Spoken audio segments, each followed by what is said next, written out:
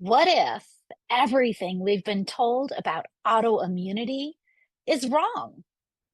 I'm Elizabeth Yarnell. After awakening partially blind one morning in 1999, a doctor told me my multiple sclerosis would put me in a wheelchair within 10 years. I refused to accept that as the end of the story, so I started investigating. Welcome to the Inflammation Investigator, the podcast that uncovers the inflammation lurking underneath your ailments.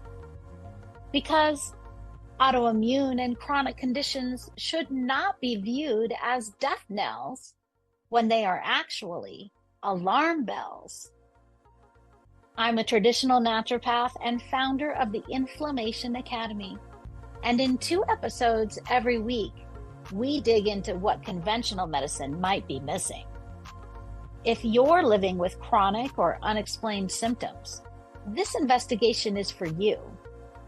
Your body has been trying to tell you something. Let's start listening. In the last solo episode, we started talking about inflammation and how it affects the body and how it creates symptoms. Let's go more into hypersensitivity reactions today and how those are reflections of inflammation. Hypersensitivity reactions cause inflammation. As recently as the 20th century, foods and chemicals that didn't trigger huge and obvious responses like anaphylaxis or hives were rarely suspected as being associated with seemingly less debilitating symptoms such as headaches, gas, diarrhea, or stuffy noses. As an example, celiac disease symptoms may include diarrhea, bloating, fatigue, weight loss, or nausea, discomforts that were not historically viewed as hypersensitivity reactions until Dr. Alessio Fasano, an expert in mucosal biology, recognized that the symptoms plaguing people with celiac disease occurred only when those people ate foods made from wheat. He further narrowed the culprit down to the gluten protein found in wheat, rye, barley, spelt, kamut, and triticale, noting that when people with celiac disease stayed gluten-free, they lived mostly symptom-free. Similarly, I believe that hypersensitive people who have tipped into autoimmunity also suffer from food, chemical, and environmental sensitivities that trigger inflammation. In fact, for hypersensitive people, even those foods widely accepted as healthy and nutritious may trigger inflammation.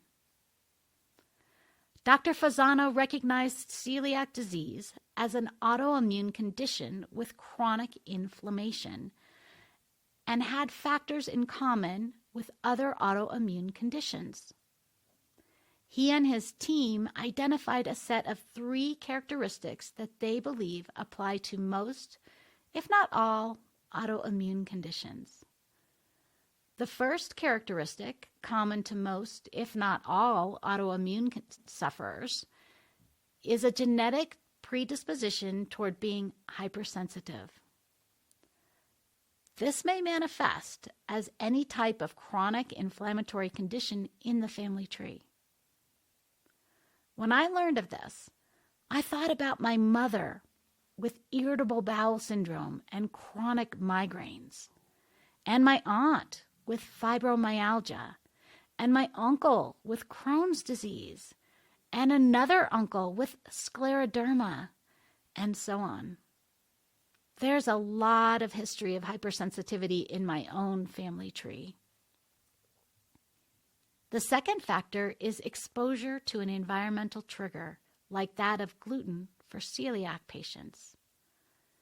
In other words, the trigger is something that is introduced into the body from outside the body. The third characteristic Dr. Fasano believes is common to most, if not all, autoimmune conditions is a leaky gut. Leaky gut, known as intestinal permeability in medical speak, happens when the cells that line the stomach and bowels become chronically inflamed. Normally, these cells are joined tightly together like the tiles on a bathroom floor because their job is to contain liquefied foods and enzymes during digestion. In people with chronic inflammation, the cells swell so much they no longer fit tightly together as they should, allowing undigested food particles to seep out into areas of the body where they shouldn't be. This triggers even more inflammatory activity by the white blood cells. In essence, Dr. Fasano's research asserts that inflammation is in fact triggered by a reaction to a substance from outside the body.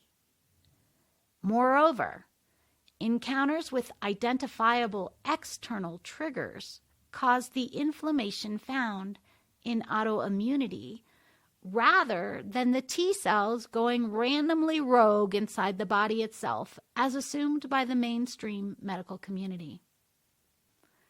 His research, therefore, directly contradicts the conventional idea that autoimmune people are allergic to themselves.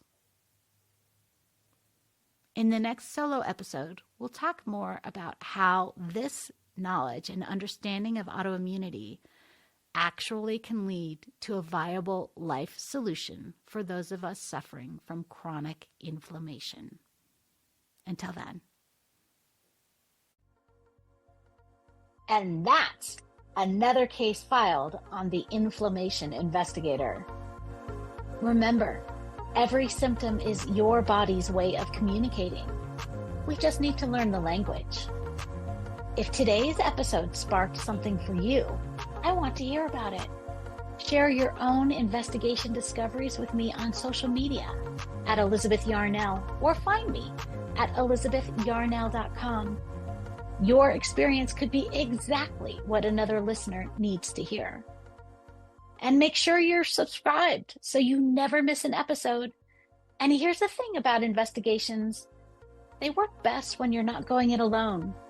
If this podcast is helping you uncover the answers you've been searching for, please like, rate, subscribe, and review, and share it with someone who needs to hear this message. As a new podcast, these actions mean more than you know. Want to dive deeper into your own inflammation investigation? Head over to inflammationinvestigator.com, where you can take my free inflammation quiz to uncover which hidden triggers might be affecting your health. Until next time, this is Elizabeth Yarnell, your inflammation investigator, reminding you that the solutions to your health issues are out there. Let's find them together.